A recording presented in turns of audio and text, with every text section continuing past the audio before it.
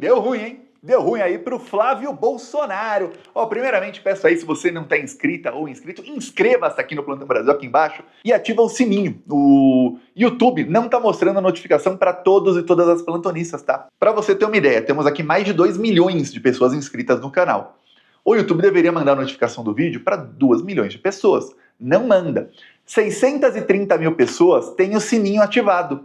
E mesmo assim, o YouTube tem vídeo que manda notificação para menos de 90 mil pessoas. Quer dizer, as outras mais de 500 mil que tem o sininho ativado, dane-se, o YouTube não quer saber. As outras mais de 1 milhão e 900 mil que são inscritas no canal, dane-se, o YouTube está boicotando. Então ativa o sininho aí e verifica se está inscrito ou inscrito. Se não tiver, inscreva-se. Vamos agora para cima aí de Flávio Bolsonaro. O que está acontecendo? Marco Rubio tornou pública uma carta que ele enviou ao Flávio Bolsonaro.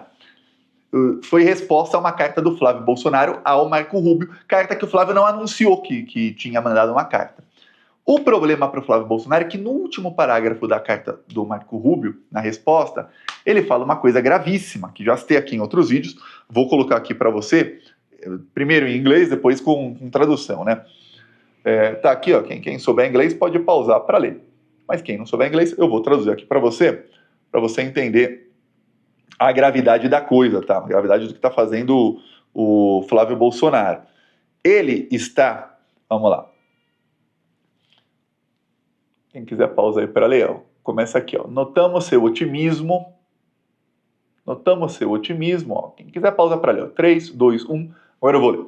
Notamos seu otimismo em relação às próximas eleições de outubro e sua generosa oferta de colocar uma equipe de transição à nossa disposição, caso o senhor seja eleito. Os Estados Unidos estão prontos para trabalhar em cooperação com os líderes escolhidos pelo povo brasileiro para buscar uma estrutura comercial e de investimento ampla, justa e mutuamente benéfica. A parte grave, o Flávio Bolsonaro, então, realmente, ele ofereceu ao Marco Rubio uma equipe de transição à disposição dos Estados Unidos, ou seja, antes mesmo de assumir a presidência, caso ele ganhasse a eleição, né? Eu falo caso ganhasse ali num pretérito que não vai acontecer. Por quê? Porque não vai ganhar, né? A gente já viu que deu ruim para ele. Mas ele já ia entregar o Brasil já antes. Alguém acha que ele ia, se os Estados Unidos falam, ó, tira o Pix aí, que eu não tô gostando, que ele ia falar, tá, tira o Pix. Ó, entrega aí a Petrobras, tem o novo pré-sal aí, já entrega junto. Fala, tá bom. Aqui a minha parte da propina, é tudo seu, Estados Unidos, tudo seu. Toma, Trump, toma. É isso, dando a parte dele da propina, ele faz o que quiser.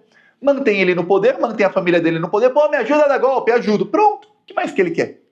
Fica lá de ditador, com ajuda e apoio dos Estados Unidos, e pronto. Esse era o plano do Flávio Bolsonaro. Só que tem uma parte na resposta, que é a parte que eu achei bem engraçada, que é quando ele dá um fora no Flávio Bolsonaro, que ele fala assim: os Estados Unidos estão prontos para trabalhar em cooperação com os líderes escolhidos pelo povo brasileiro.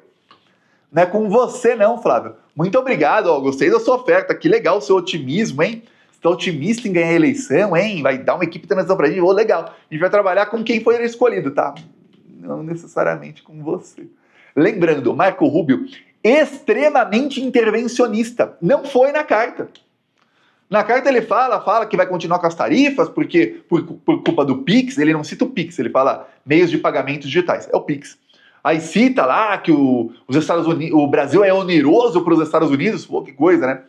Os Estados Unidos não são onerosos para o Brasil não, né? Financiaram o golpe de 64, o Brasil ficou aí 20 anos sem crescer, só numa desgraça total, com milhões de pessoas morrendo de fome nesse período. Aí depois financiou uma empresa financiada pelos Estados Unidos, tá? Extremamente corrupta, que só quer colocar governo de direita, que é entreguista, que privatiza tudo para os estadunidenses. Aí depois financiou um golpe de Estado. O Brasil, que estava ali em pleno emprego, já era a 5ª maior economia do mundo, estava bombando o Brasil. Depois do golpe de Estado foi ladeira abaixo. O nosso pré-sal foi todo entregue de bandeja para as empresas estadunidenses. Olha, eu sonho com um dia em que o Brasil vai ter poder para o Brasil sancionar os Estados Unidos. Para o Brasil falar, quer saber? Vocês já fizeram desgraça demais com a gente vai ferrar agora com vocês, com tarifa, com o que quer que seja, com a sanção que for. Porque, olha, merecem, viu? Se tem alguém que está onerando, não só o Brasil, mas centenas de outros países do mundo, mais de 100, são os Estados Unidos. Se tem alguém que onerou o mundo inteiro nos últimos meses com a guerra que está inventando lá no Irã, são os Estados Unidos. O mundo inteiro teve inflação alta por culpa dos Estados Unidos da América. E o cidadão estadunidense votou no Trump. Todos eles são culpados, tá? Aí você vê. Quem é oneroso para quem? Aí, depois disso, o que aconteceu? Já está tendo investigação aí sobre os crimes que a família Bolsonaro está cometendo nos Estados Unidos. Aí agora já se fala, olha, é muito lesa pátria. Você tá prometendo coisa que não está nem na lei, você está fazendo coisas ilegais.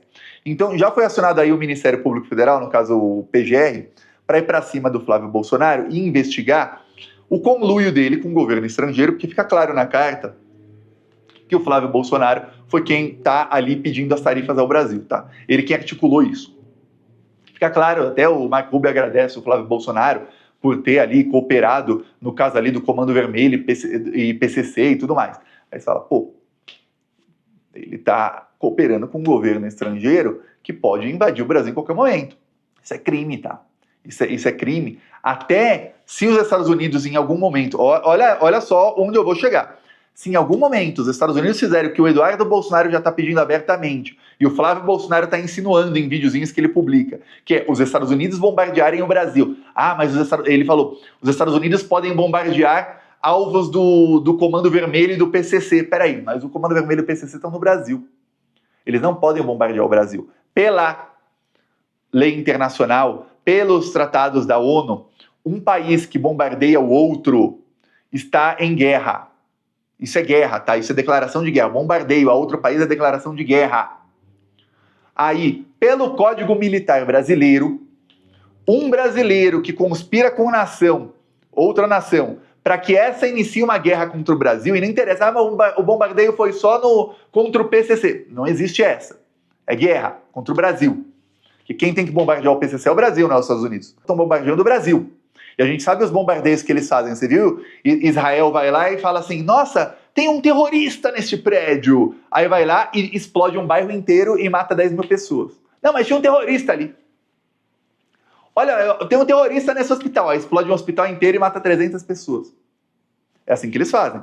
É guerra contra o Brasil, tá? Contra o Brasil. O Código Penal Militar, que nesse caso se aplica, porque quando o país está em guerra, o Código Militar se aplica a qualquer um, a qualquer cidadão, tá? Não precisa ser um militar. O cidadão que faz país estrangeiro entrar em guerra com o Brasil, a pena é de morte. Morte! Não estou mais falando de 20 anos de jaula, não. Estou falando de pena de morte. Então, o Flávio Bolsonaro está entrando num terreno bem perigoso. É óbvio que a justiça, quando vê alguém de direita, afina. Sempre, não, tal. Mas, pode não pegar a pior pena, mas pode pegar penas bem pesadas, tá? Bem pesadas. E ele é quem está pedindo. E ele está pedindo publicamente. Ele e o irmão dele, tá? O irmão dele, o Eduardo, tá lá nos Estados Unidos e fala, não, tô aqui bem, livre, leve e solto. Só que o Trump não vai ficar para sempre.